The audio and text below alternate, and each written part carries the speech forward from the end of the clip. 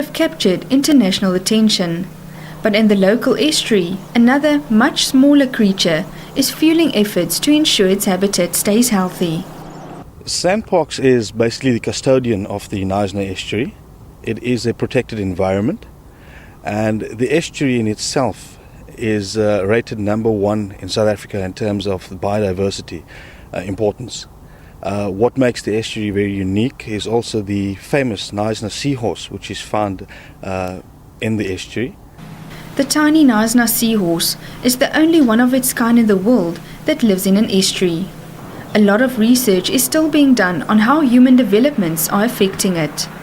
It's the only estuarine species in the world, and it was the first seahorse listed as endangered on the IUCN Red Data list.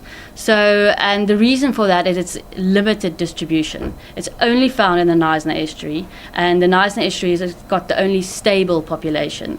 Populations have also been noted in the Keurboom's and the Swartvlei estuary, but that fluctuates, so it's not stable. So if you only have one habitat for a species and something happens to it, that will wipe out the whole species. SANParks, the local and district municipalities and other role players are actively involved to monitor pollution levels in the estuary. We render the service of maintaining the estuary with regards to testing and monitoring the whole estuary itself. 14 points in and around the estuary every month. We test the water for pollution levels, and we do this in conjunction with the local municipality and SANParks as well. We've got a estuary pollution prevention committee that sits every Monday morning and discuss any relevant points with regards to the estuary and any land-based pollution that might occur.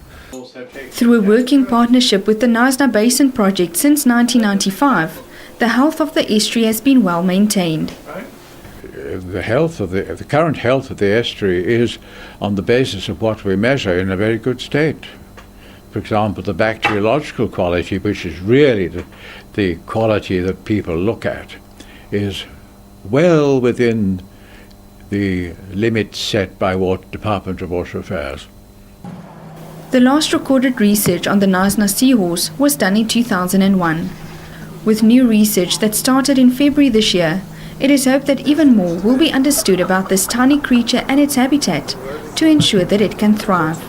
Tanya Krause for Morning Live in Knysna.